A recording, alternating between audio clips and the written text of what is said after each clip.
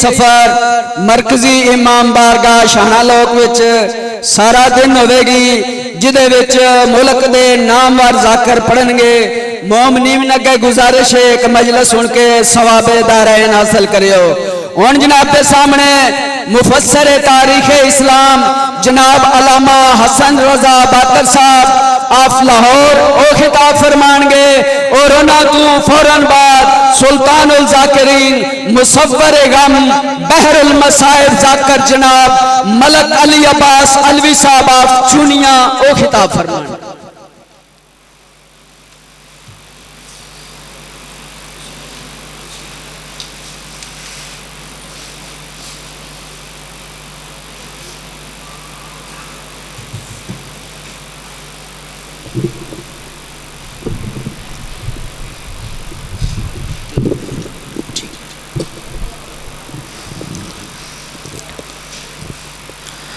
سید الشہداء مولا حسین علیہ السلام کی ذات پہ بلند تر صلوات پڑھیے اللہم صلی علی محمد وعلی محمد وجل حسبنا اللہ ونعم الوکیل نعم المولا ونعم النصیر لا حول ولا قوة الا باللہ العلی العظیم اعوذ باللہ السمیع العلیم من الشیطان اللعین الرجیم بسم اللہ الرحمن الرحیم الحمد للہ الذی نور قلوبنا بنور الایمان وبصر اعیننا بضوء الفرقان والشکر لک یا ذا الفضل والاحسان الصلاة والسلام على الذي جعلته نبيا في اول ایجاد الكون والمکان ثم غوصته ألف عام في بحور العلم والبرهان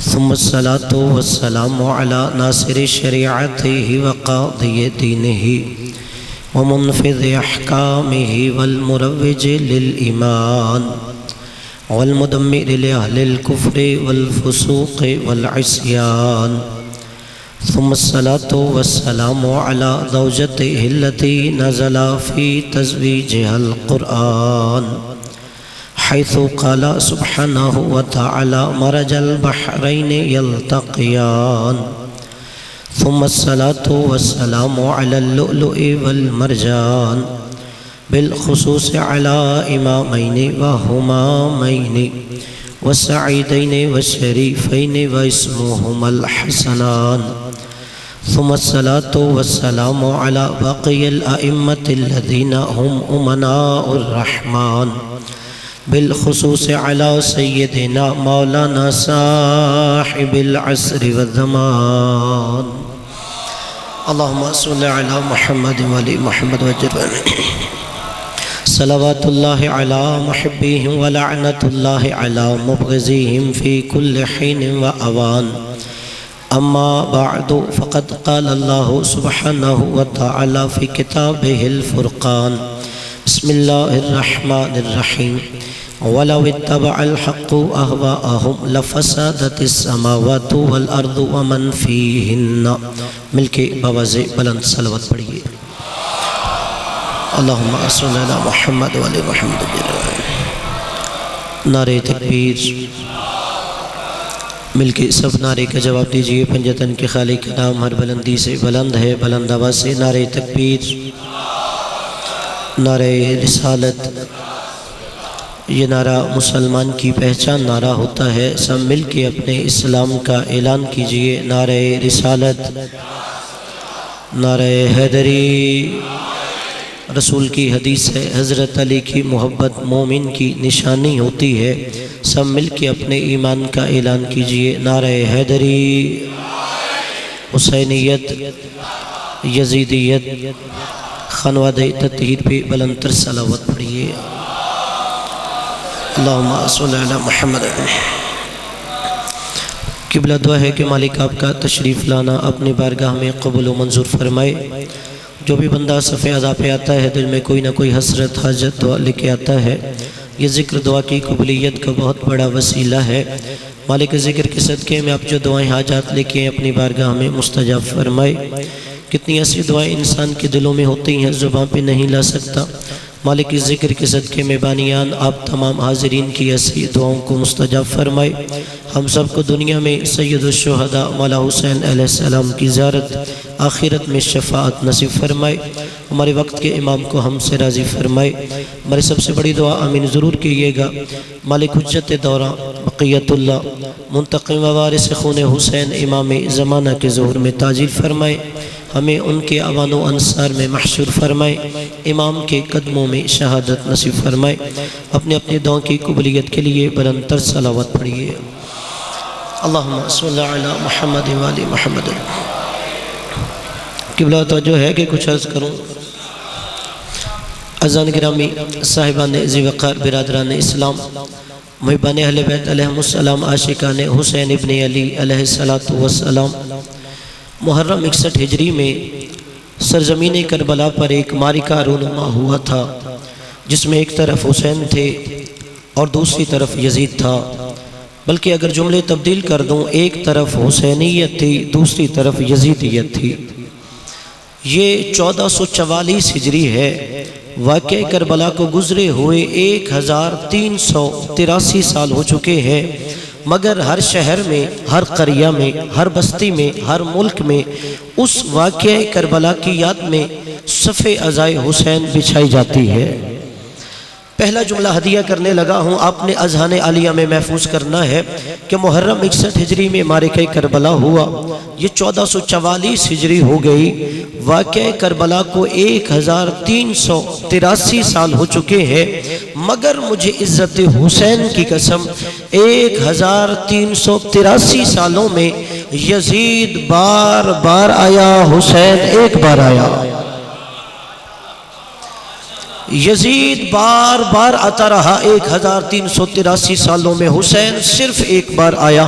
قبلہ آپ کا مذہب، مسلک، فکر، نظریہ کوئی بھی ہو، آپ کو مجھ سے سوال کرنے کا حق ہے۔ آخر وجہ کیا ہے کہ یزید بار بار آتا رہا، حسین صرف ایک بار کیوں آیا؟ وجہ یہ تھی، حسین کی ماں اور یزید کی ماں میں فرق تھا۔ یزید کی ماں جیسی مائیں بار بار آتی رہی، نہ پھر بطول آئی نہ پھر حسین آیا۔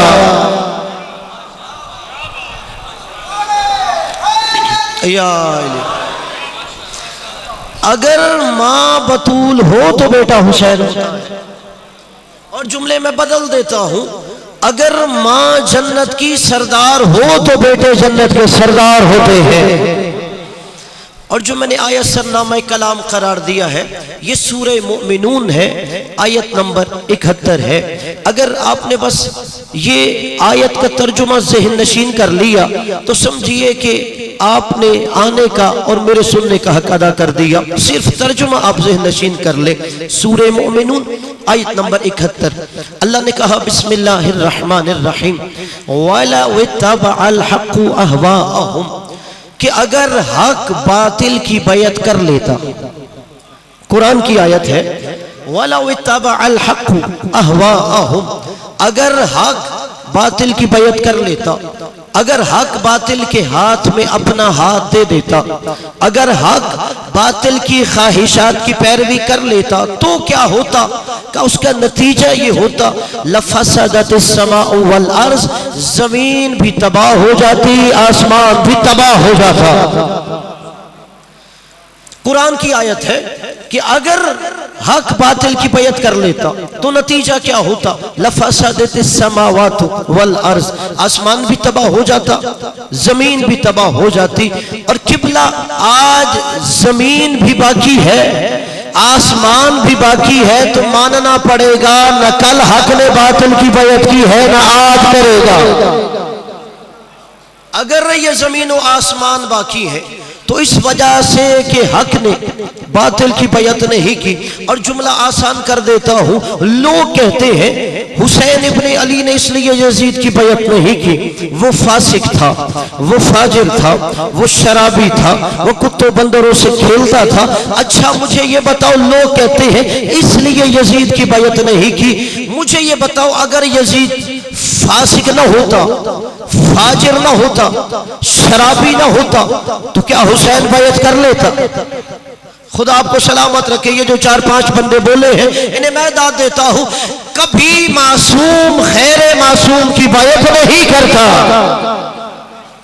یہ ہمارا عقیدہ ہے، کبھی معصوم غیر معصوم کی بیعت نہیں کرتا. اور ایک جملہ اور آسان کر دیتا ہوں، ہمارا بھی یہ عقیدہ ہے سوائے معصوم کی کسی غیر معصوم کی بیعت کرنا حرام ہوتا ہے. یہ شیعہ کا عقیدہ ہے، بیعت صرف معصوم کی ہوتی ہے اور کبھی معصوم غیر معصوم کی نہیں کرتا.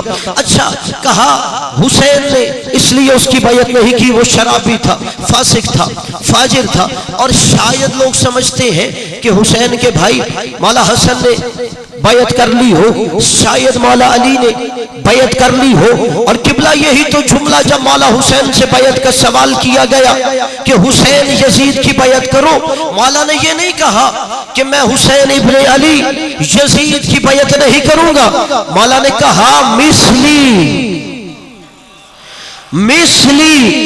لا یبایع مثلا، تم کہتے ہو حسین اس کی بیعت کرے، مجھ جیسا اس جیسے کی بیعت نہیں کرے گا.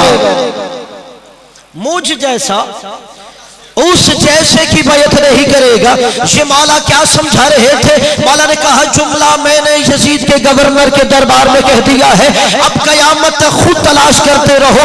جو اللہ نے کہا ہے حق، اگر باطل کی بیعت کر لے تو زمین و آسمان تباہ ہو جائے گا، جو زمین و آسمان کے درمیان ہے وہ بھی تباہ ہو جائے گا. مولا نے کہا مجھ جیسا اس جیسے کی بیعت نہیں کرے گا. اب جا کے تم تلاش کرو حسین جیسا کون ہے، یزید جیسا کون ہے.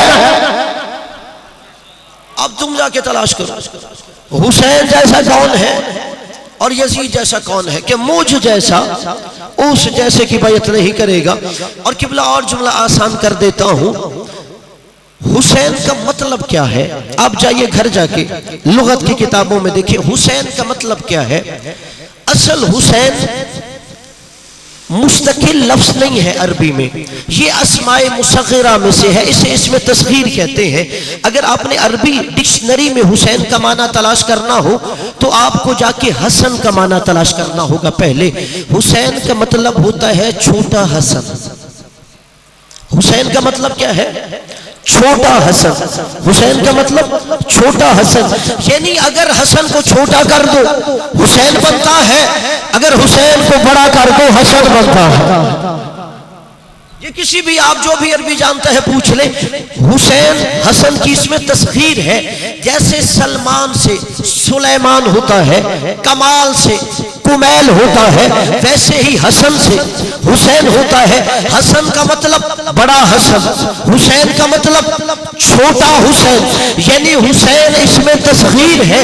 اگر حسین کا معنی تلاش کرنا ہے پہلے حسن کا معنی تلاش کیا جائے گا، پھر حسین کا معنی ملے گا. حسن بڑا حسن ہے، حسین چھوٹا حسن ہے. اب قبلہ جملہ ہدیہ کر رہا ہوں چونکہ مولا حسن کے بھی دن اسی مہینے میں ہے. لوگ کہتے ہیں کہ حسین نے بیعت نہیں کی، شاید حسن نے بیعت کر لی ہے. حسین کا مطلب یہ ہے چھوٹا حسن. جو حسین 10 سال تک کسی کے پیچھے نماز پڑھے وہ حسن ہوتا ہے. حسین بھی 10 سال تک جس کے پیچھے کھڑے ہو کے نماز پڑھے وہ حسن ہوتا ہے. حسن کا مطلب بڑا حسن اور حسین کا مطلب چھوٹا حسن. قبلہ ایک جملہ میں کہوں گا، دوسرا جملہ آپ نے خود سمجھ لینا ہے. حسین کا مطلب چھوٹا حسن، حسن کا مطلب بڑا حسن.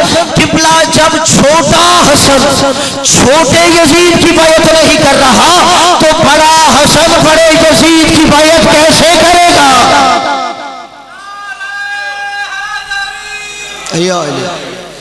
جب چھوٹا حسن چھوٹے یزید کی بیعت نہیں کر سکتا تو بڑا حسن کسی کی بیعت کیسے کرے گا؟ اور اب کوئی کہے شاید مولا علی نے کسی کی بیعت کر لی تھی تو اس کے لیے نبی نے پھر حدیث ارشاد فرمائی الحسن والحسین سیدہ شباب اہل الجنہ وابوہما خیر منہما. سچے نبی نے فرمایا حسن اور حسین یہ دونوں جوانان جنت کے سردار ہیں اور ان کے باپ ان سے بھی افضل ہیں.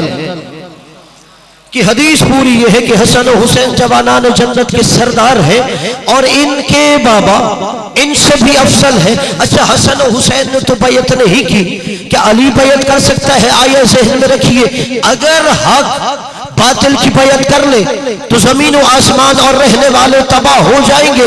آدم سے لے کے خاتم تک مولا علی کے سوا کوئی بندہ دکھاؤ جو مجسم حق ہو۔ جسے سمجھ آیا ہے، جناب آدم سے خاتم تک کوئی بھی بندہ دکھائیے کہ جو مجسم حق ہو۔ صرف نبی نے مولا علی کے بارے میں کہا علی مع الحق والحق مع العلی اللہم ادر الحق حیث ما دار علی، کہ حق علی کے ساتھ ہے، علی حق کے ساتھ ہے، اور کہا بار الہ حق کو ادھر موڑ جدھر علی موڑا جاتا ہے۔ یعنی اگر کائنات میں کوئی مجسم حق ہے تو وہ ابو طالب کا بیٹا علی ہے، اور قبلہ اسی لیے نبی نے کہہ دیا کہ حق کے پیچھے علی علی نہیں ہوتا، علی آگے آگے ہوتا ہے۔ اللہم ادر الحق حیث ما دار علی، حق علی کے پیچھے پیچھے ہوتا ہے۔ اب جائیے پھر لغت کی کتابوں میں تلاش کیجئے شیعہ کا مطلب کیا ہوتا ہے۔ شیعہ کسے کہتے ہیں؟ عربی لغت میں جو جس کے پیچھے چل رہا ہو وہ اس کا شیعہ ہوتا ہے۔ شیعہ کا مطلب یہ ہے جو جس کے پیچھے چل رہا ہو وہ اس کا شیعہ ہوتا ہے۔ اور نبی نے کہا حق کو علی کے پیچھے چلا، یعنی نبی یہ بتا رہے تھے بار الہ حق کو بھی علی کا شیعہ بنا۔ علی آگے آگے ہو، حق پیچھے پیچھے ہو، کہ حق کو بھی علی کا شیعہ بنا۔ اور قبلہ اب نبی نے جب کہا کہ جہاں پہ حق ہے وہاں علی ہے، جہاں علی ہے وہاں حق ہے، نبی نے کہہ دیا کہ تمہیں حق تلاش کرنے کی ضرورت نہیں، تم علی تلاش کرو۔ حق تلاش نہ کرو، تم علی کو تلاش کرو۔ جہاں پر علی ہوگا وہاں پر حق ہوگا، جہاں بھی علی ہوگا وہاں حق ہوگا۔ قبلہ آج تک مسلمان سوچ رہا ہے فیصلہ کیا کرنا چاہیے، کس جنگ میں حق کہاں پہ ہے۔ نبی نے معاملہ حل کر دیا تھا، جہاں پر علی ہوگا وہاں پر حق ہوگا۔ اگر علی گھر میں ہوگا حق وہاں ہوگا، اگر علی میدان جنگ میں ہوگا جہاں علی ہوگا وہاں حق ہوگا۔ جدھر جنگ کے میدان میں علی ہوگا حق وہاں پر ہوگا۔ اور پھر اس سے آسان جملہ کہہ دیتا ہوں کہ اگر حق باطل کی بیعت کر لے تو زمین و آسمان تباہ ہو جاتی ہے۔ اور قبلہ یہی تو وجہ ہے جس علی کو نبی نے حق کا معیار بنایا ہے، اور لوگ اس کے نام سے بھی مومن و منافق پہچانے جاتے ہیں۔ جو علی حق کا معیار ہے اس علی کے ذکر سے بھی مومن و منافق پہچانے جاتے ہیں۔ جملہ میرا نہیں، صحابی رسول عبداللہ ابن عباس کا ہے کہ جب ایک زمانہ تھا کہ لوگوں نے کہا عبداللہ ابن عباس فتح مکہ کے بعد لوگ چوک در چوک مسلمان ہو رہے تھے، لشکر کے لشکر کلمہ اسلام پڑھ رہے تھے، تمہیں کیسے پتا چلتا تھا یہ ہونے والا مسلمان مومن ہے یا منافق ہے؟ جناب ابن عباس صحابی رسول ہے، کہتے ہمارے پاس ایک ہی نسخہ نبی نے دیا تھا، جیسے ہی کوئی کلمہ اسلام پڑھتا تھا ہم اس کے سامنے علی کا ذکر چھیڑ دیتے تھے۔ اگر اس کی پیشانی پہ گلاب کی طرح کھل جاتی تھی پتہ چلتا تھا یہ پکا مومن ہے، اگر پیشانی پہ شکن آتا پتہ چل جاتا پکا منافق ہے۔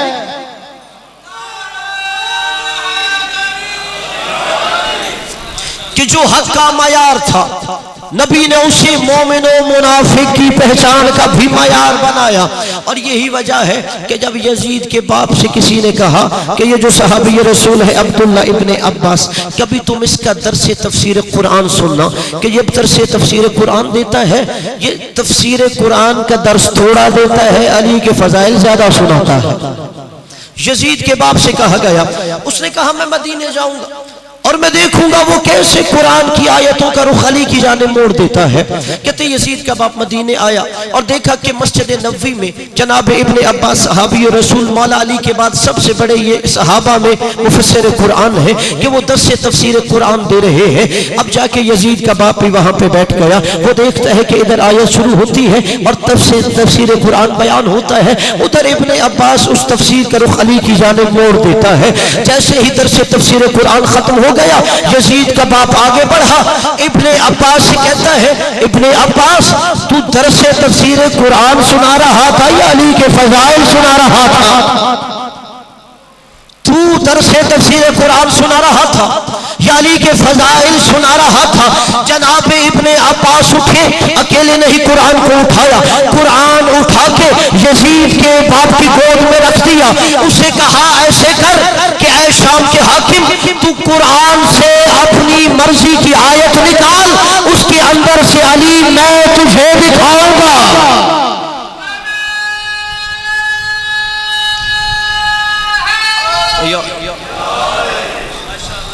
کہ تو اپنے مرضی کی آیت نکال لے، اس کے اندر سے علی میں تجھے نکال کے دکھاؤں گا۔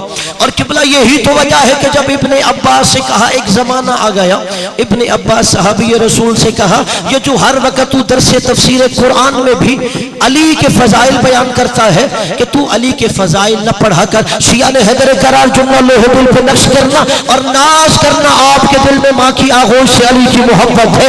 جب کہا نا ابن عباس علی کے فضائل نہ پڑھا کر، ابن عباس کہتا ہے تم یہ کہنا چاہتے ہو میں قرآن نہ پڑھا کروں؟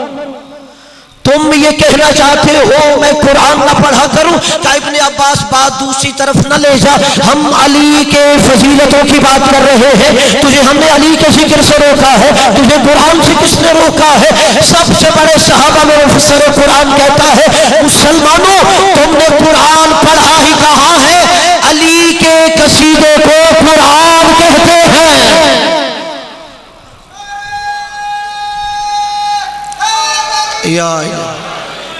جاؤ ذرا بصارت نہیں بصیرت سے قرآن پڑھو، علی کے قصیدے کو قرآن پڑھتے ہیں۔ اور یہی تو وجہ ہے کہ پھر جب فتح مکہ ہو گیا، قبلہ آج کچھ آوازیں بلند ہوتی ہے نا کہ اگر گلدستہ آذان پر اشہد ان علی ولی اللہ کی آواز گونج رہی ہو تو لوگوں نے کہا کہ اس علی کے نام پہ پابندی ہونی چاہیے، اور نعوذ باللہ انہوں نے کہا کہ یہ دہشت گردی ہے، یہ نام سن کر ہمیں دہشت ہوتی ہے۔ صلوات پڑھیے مولا علی علیہ السلام کی ذات۔ اللہم صلی علی محمد بارے دیگر بلند تر صلوات پڑھیے۔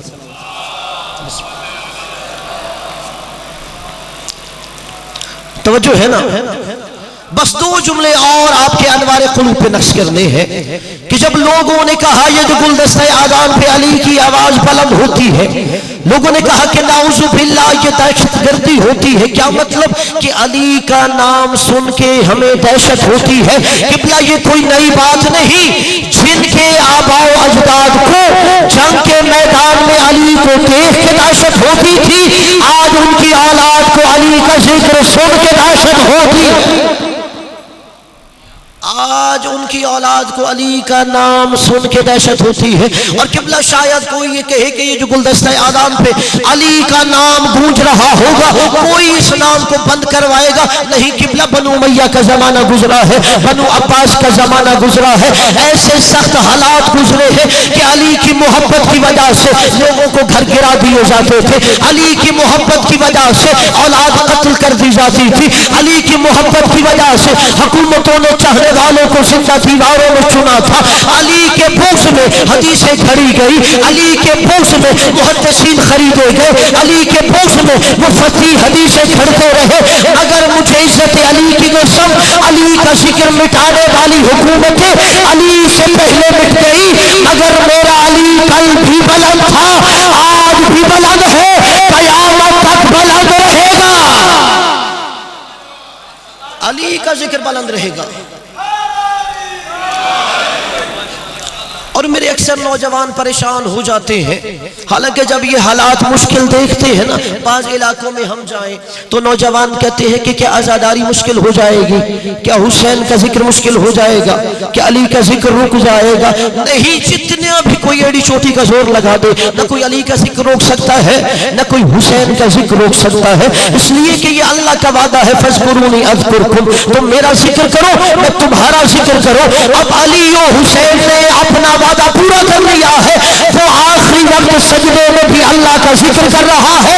اب اللہ اپنا وعدہ پورا کر رہا ہے، جب تک اللہ کی خدائی رہے گی ان کا ذکر رہے گا۔ یہ اللہ کا وعدہ پورا ہو رہا ہے۔ اور میں یہاں جو جملہ ہدیہ کر رہا ہوں، قبلہ لوگ کہتے ہیں کہ گلدستہ اذان پہ علی کا ذکر رک جائے، جاؤ فتح مکہ پڑھو۔ جب فتح مکہ ہو گئی تو نبی نے کہا جا بلال خانہ کعبہ کی چھت پہ کھڑا ہو کے تو نے آزاد دینی ہے۔ جتنے میرے یہاں پہ شیعہ نے حیدر کرار ہے، آپ نے یہ جملہ اپنے اذہان میں محفوظ کرنا ہے۔ آپ داد مجھے خیرات میں نہ بھی دے، میں آپ سے راضی ہوں گا۔ اگر آپ مرتے دم تک اگر آپ کے دل میں مولا کی امامت و ولایت کا عقیدہ ہے، یہ آپ نے جملہ ذہن میں محفوظ کرنا ہے، باقی ہر بندہ ہمارا مہمان ہے۔ جب فتح مکہ ہو گئی، نبی نے کہا جا بلال تو خانہ کعبہ کی چھت پہ کھڑا ہو کے آزاد کے۔ صحابی رسول بلال چلتا ہوا گیا، کعبے کی چھت پہ پہنچا۔ جناب بلال کہتے ہیں جیسے ہی کعبہ کی چھت پہ گیا، میں سوچنے لگا جب میں فرش پہ کھڑا ہوتا تھا میرا رخ کعبہ کی جانب ہوتا تھا، اب جب میں کعبے کی چھت پہ کھڑا ہو کے آزاد کہہ رہا ہوں میرا رخ کدھر ہونا چاہیے؟ جناب بلال کعبہ سے نیچے اتر آئے، نبیوں کے سردار کے پاس گئے، اللہ کے رسول ایک مسئلہ پوچھنا ہے۔ جب میں فرش پہ کھڑا ہو کے آزان کہا کرتا تھا میرا رخ کعبے کی جانب ہوتا تھا، اب میں کعبے کی چھت پہ کھڑا ہوں، مجھے اپنا رخ کدھر کرنا ہے؟ شیعہ نے حیدر کرار ناز کرنا، آپ کے دل میں علی کی ولایت ہے۔ سید الانبیاء نے کہا بلال پریشان کیوں ہو گیا ہے؟ جا تو کعبے کی چھت پہ مجمع پہ نگاہ دوڑانا، جدھر علی ہو ادھر ہی رخ کر لینا، جدھر علی ہو والا آپ کو سب جا بلال جدھر علی ہو ادھر ہی رخ کر لینا۔ میں نے سوچنے لگا جب میں نے یہ حدیث پڑھی نبی نے یہ کیوں کہا جدھر علی ہے ادھر رخ کرنا؟ نبی یہ کہہ دیتے بلال جدھر میں ہوں ادھر رخ کرنا، نبی یہ کہہ دیتے بلال میری طرف رخ کرنا، یہ کیوں کہا کہ علی کی جانب رخ کرنا؟ پھر میں نے جب کتاب میں یہ حدیث پڑھی، میں حوالہ دے دیتا ہوں تاکہ میرے خیر شیعہ دوست پریشان نہ ہو۔ شیعہ 10 کتابوں کے حوالے میرے ذہن میں ہے، صرف اہل سنت کی 2 کتابوں کا حوالہ دے رہا ہوں۔ ایک کتاب ہے اسد الخابہ، دوسری ہے کنوز الحقائق۔ کیوں کہا کہ علی کی جانب رخ کرنا ہے؟ کہا سید الانبیاء آگے بڑھے، مولا علی کی شانے پہ ہاتھ رکھ کے کہا یا علی ماثالوکا فی امتی کمثل الکعبہ، اے علی تیری میری امت میں مثال کعبہ جیسی ہے۔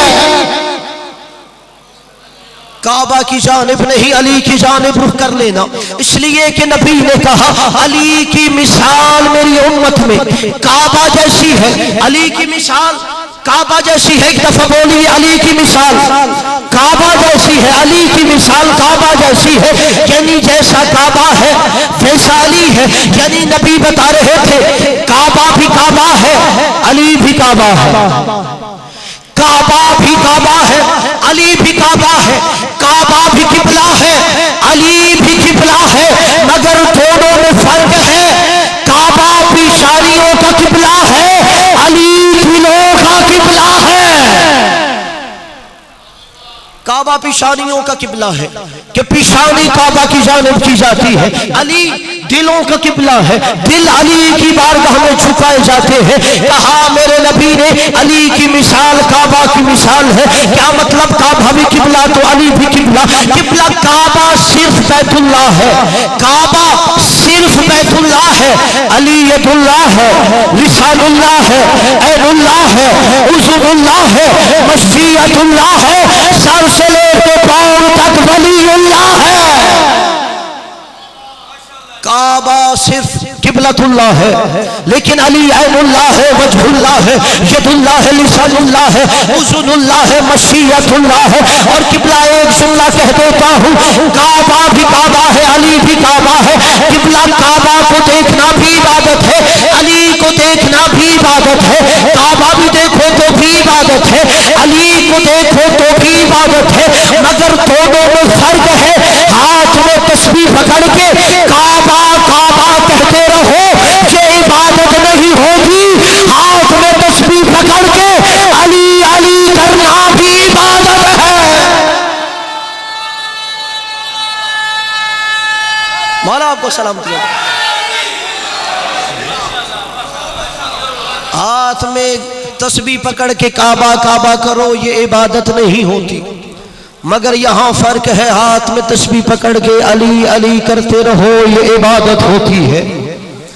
और चूंकि मेरा वक्त अख्तितामी मराहिल में है, अपने मुअज़्ज़िज़ ज़ाकिर अहले बैत अली अब्बास अलवी साहब के वक्त की नज़ाकत का एहसास है। और क़िबला जो खतीब तूलानी बात न कर सकता हो, वो 4 मिसरों में कह दी जाती है। और क़िबला 4 मिसरों में ही आपको अली का तारुफ करवा देता हूँ कि अली के नाम में असर क्या होता है, अली के जिक्र में असर क्या होता है। कि लोगों को आज अली का जिक्र भी बर्दाश्त नहीं कि कोई गुलदस्ते आज़ान पे अशहदु अन्ना अली वलीयुल्लाह कहे। क़िबला 4 मिसरों में कि शजर जब हर्फ ज़द होते हैं, खुंचे बोल पड़ते हैं, अली का जिक्र आ जाए तो शजरे बोल पड़ते हैं।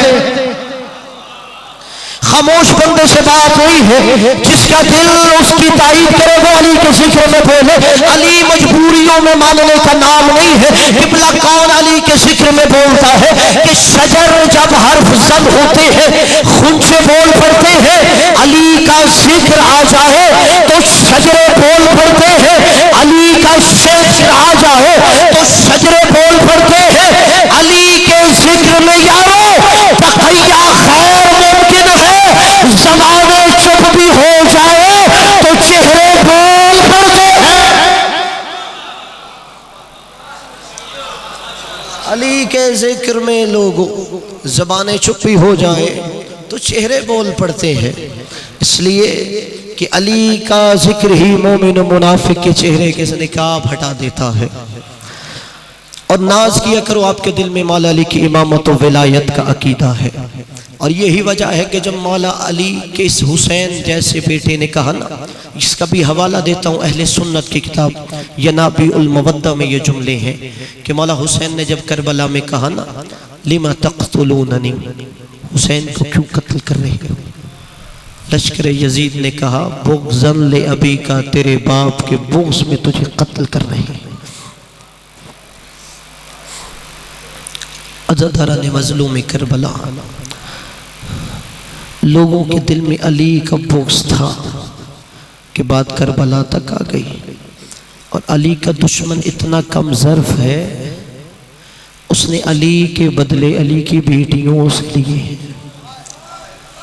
सिर्फ एक रिवायत जो इबादत करने की नीयत से आया है ताकि आंखों से किए हुए गुनाह माफ़ हो जाएं। अज़ादारों शर्मा के न रोया करो, ये वो दिन है कि जब अली की बेटियां शाम के जिंदान में कैद हैं। आप रोते हो, आपको कोई रोकने वाला नहीं है। जब अली की बेटियां रोती थी, उन्हें ताज़ियों में मारे जाते थे। और अज़ादारों आप सुन के रोते हैं, हमने या आपने नहीं देखा कि हुसैन के गले पे खंजर कैसे चल रहा था।